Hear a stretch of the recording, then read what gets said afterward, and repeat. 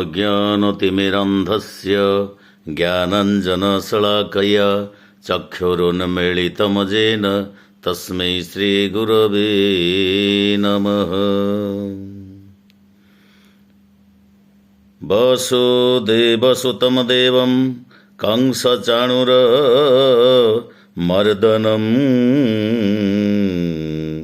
देवकी परमानन्दं कृष्णं वन्दे जगद्गुरुं। कृष्णं वन्दे जगद्गुरुं। कृष्णं वन्दे जगद्गुरुं।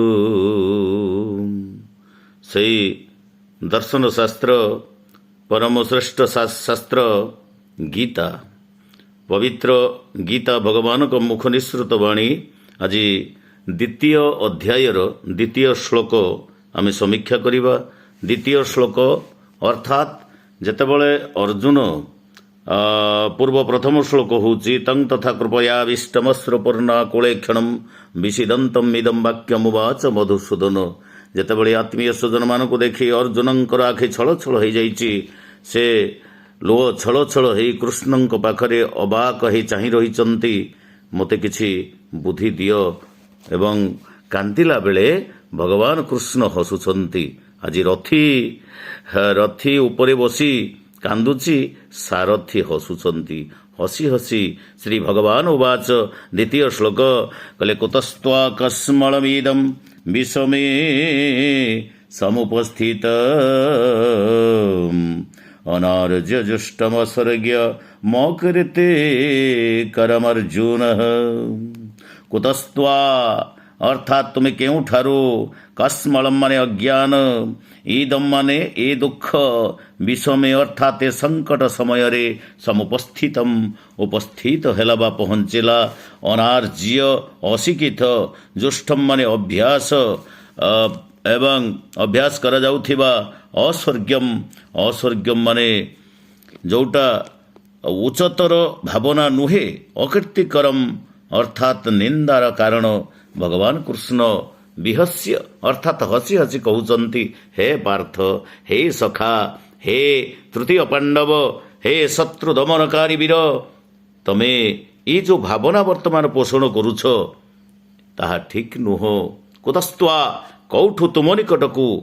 କାରଣ ଅତି ସଂକ୍ଷେପରେ କହିଲେ ଯେ ଅର୍ଜୁନ ଆଶା କରିଥିଲେ ମୋର ଏଇ ଯେଉଁ ଦୁର୍ବଳ ଭାବ, ମୋର ଏଇ ଯେଉଁ ହତାଶା ଭାବ, ଏ ସମୟରେ ମୋତେ ବୋଧେ ମୋର ଏ ଦୁଃଖକୁ, ମୋର ଏ କାହାଣୀକୁ, ମୋର ଏ କଥାକୁ ଅନୁମୋଦନ କରିବେ ପ୍ରଭୁ ବଳିଧ୍ୱଂସୀ ଭଗବାନ ନାରାୟଣ ସଖା କୃଷ୍ଣ ଅନୁମୋଦନ କରିବେ।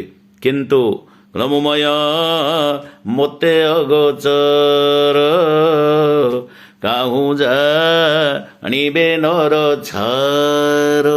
ଭଗବାନ ନନ୍ଦଲାଲା କୃଷ୍ଣକୁ ନେଇ ସେ ଭାଗବତରେ କୁହାହେଇଛି, ମୋ ମାୟା ମୋତେ ଅଗୋଚର କାହୁଁ ଜାଣିବେ ନର ଛାର। ତେଣୁ ମୋ ମାୟା ମୋତେ ତ ଅଗୋଚର, ମାୟାଧର। ଯେତେ ଦେବତା ଅଛନ୍ତି ସବୁ ଦେବତାଙ୍କ ଭିତରେ ଶ୍ରେଷ୍ଠ ମାୟାଧର ହେଉଛନ୍ତି ସେଇ ନନ୍ଦ ରାଜାର ଟିକି ପିଲାଟି। କେତେ ଛନ୍ଦ ଜାଣିଲୁ ସହି ଟିକି ଟିକି ବୋଲି ଯାହାକୁ କହନ୍ତି, ଚିରି ପକାଇଲା ବକାର ପାଟି। ଅର୍ଜୁନଙ୍କର ଏ କଥାକୁ ଅନୁମୋଦନ କ'ଣ କରିବେ? ସେ ହସି ହସି କହିଲେ, ହେ ସଖା, ହେ ଅର୍ଜୁନ, ତମର ଏଇ ଯେଉଁ ଭାବନା, କହିଲେ କୁତସ୍ତ୍ୱା କସ୍ମଳମିଦମ୍, କେଉଁଠାରୁ ତୁମ ନିକଟକୁ ଆସିଲା ଏ କଳୁଷ କସ୍ମଳ, ମିଦମ୍ ମାନେ ଏହି, ବିଷମେ ସମୁପସ୍ଥିତମ୍ ଇଏ ତ ଏକ ବିଷମ ସମୟ, ଇଏ ବାସ୍ତବ ସମୟ ନୁହଁ, ଏ ବିଷମ ସମୟ। ଯେତେବେଳେ ଯୁଦ୍ଧ କ୍ଷେତ୍ରର ମଝିରେ, କୁରୁକ୍ଷେତ୍ର ମଝିରେ ଆମେ ଅଛନ୍ତି, ଗୋଟିଏ ପକ୍ଷରେ ପ୍ରତିପକ୍ଷ ସୈନ୍ୟ ଅଛନ୍ତି, ଇଏ ହେଉଛି ଏକ ଘଡ଼ିସନ୍ଧି ମୁହୂର୍ତ୍ତ, ଇଏ ହେଉଛି ଏକ ବିଷମ ସମୟ। ଏ ବିଷମ ସମୟରେ ତୁମ ନିକଟକୁ ଇଏ ଅଜ୍ଞାନ ଭାବ କେଉଁଠୁ ଆସିଲା, ଇଏ କଳୁଷ ଭାବ କେଉଁଠୁ ଆସିଲା? ଏହା ଅନାର୍ଯ୍ୟଙ୍କର ଭାବ, ଇଏ ଅସ୍ୱର୍ଗ୍ୟର ଭାବ।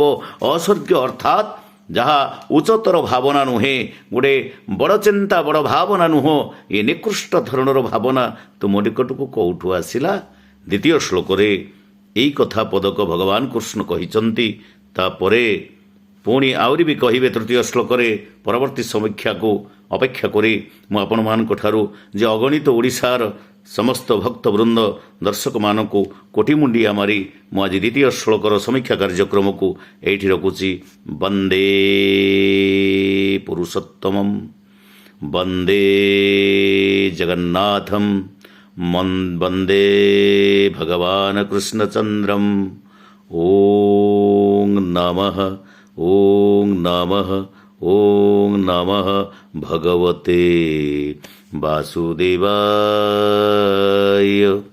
ସମସ୍ତଙ୍କୁ ଅନୁରୋଧ, ମୁଁ ଅଧମ ଗୋଟେ ଛୋଟିଆ ୟୁଟ୍ୟୁବ୍ ଚ୍ୟାନେଲ୍ କରିଛି ଯାହାର ନାଁ ଆମ ସଂସ୍କୃତି ମାଟିର ମହକ। ଅଳ୍ପ ଅଳ୍ପ ଛୋଟ ଛୋଟ ଯାହା ମୁଁ ସମୀକ୍ଷା କରିବି, ଆପଣମାନଙ୍କୁ ଅନୁରୋଧ, ଆପଣମାନେ ଦୟାକରି ଲାଇକ୍ କରିବେ, ସେୟାର କରିବେ, ସବସ୍କ୍ରାଇବ୍ କରିବେ। ନମସ୍କାର।